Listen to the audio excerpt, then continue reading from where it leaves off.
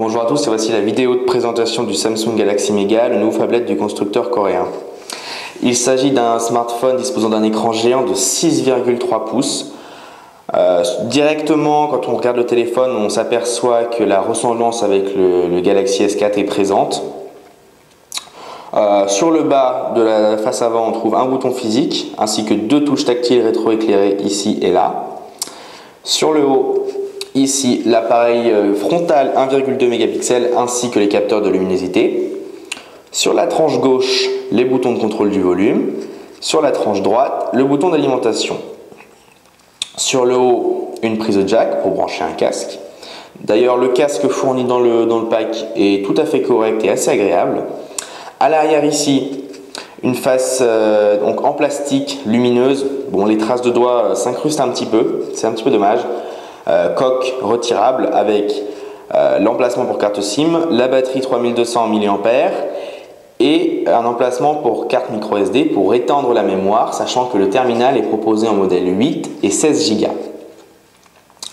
Donc on allume le terminal, voilà. Donc directement on arrive sur l'interface TouchWiz de Samsung qui habille Android 4.2 Jelly Bean.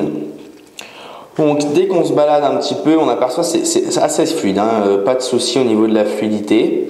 Il faut dire que le terminal est équipé d'un processeur dual-core Exynos cadencé à 1,7 GHz associé à 1,5 Go de mémoire interne, de mémoire vive, pardon. L'écran, donc on le voit, est assez lumineux, donc on a dit 6,3 pouces. Une résolution HD 1280 par 720p. On aurait pu regretter une absence de Full HD, néanmoins c'est compensé par une excellente luminosité et des très bonnes couleurs. Le rendu est très agréable, surtout pour ce qui est des photos, des vidéos et des jeux, c'est très agréable. Au niveau de la prise en main maintenant, donc on a dit comme c'est un téléphone grand, c'est pas forcément évident de l'utiliser à une main, voilà, vous voyez, c'est un petit peu difficile au niveau pour le tenir, tout ça, mais qui reste quand même agréable forcément dans les jeux et les vidéos, c'est vraiment un plaisir. Alors Samsung a intégré quelques applications propres au constructeur, donc S-Voice, S-Translator, S-Planner, déjà présent sur le S4. On a aussi des applications dédiées au niveau de la vidéo et de la musique. D'ailleurs, l'application musique ici est d'ailleurs meilleure que la version Play Music de Google, car elle propose plus d'options, notamment un égaliseur assez complet et la possibilité de paramétrer les basses et les aigus dans chaque musique. Donc on le voit ici sur la gauche, une petite barre avec les applications essentielles. Voilà, c'est assez pratique, on peut la sortir absolument partout, donc ça c'est bien, avec une bonne gestion du multitâche d'ailleurs, avec deux applications lancées en même temps. Pour ce qui est maintenant de l'appareil photo, voilà, donc on l'a dit, c'est un capteur 8 mégapixels avec des résultats assez corrects, bien que pas exceptionnels, mais un bon service d'appoint, notamment avec voilà, une mise au point, bim, voilà, assez rapide. Une mise au point rapide, c'est un bon point. Les couleurs sont globalement bien travaillées, même si en conditions de basse luminosité, forcément, on aura un petit peu de mal à avoir des rendus corrects. Alors, Samsung a également intégré plusieurs modes photo.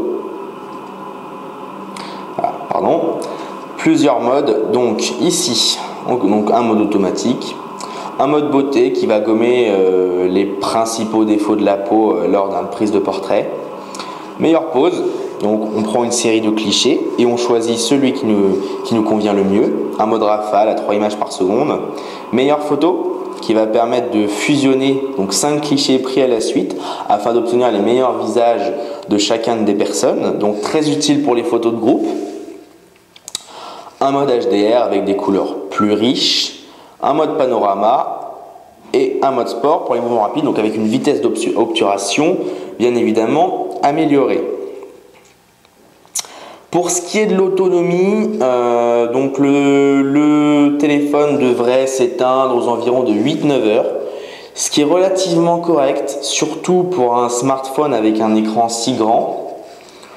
Donc en conclusion, qu'est-ce qu'on peut conclure? Le Samsung Galaxy Mega est un bon téléphone, très complet, Après, c'est vrai qu'il est grand, il est vraiment grand et donc pour le transporter, notamment si vous prenez le métro ou les transports en commun, ce sera pas forcément évident, il sera un peu grand dans la poche. Néanmoins, une fois l'utilisation à deux mains prise, c'est vraiment très agréable.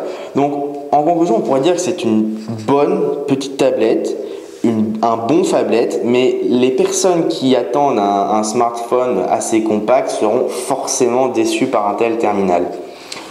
D'ailleurs, il est assez léger, donc il offre une expérience très agréable.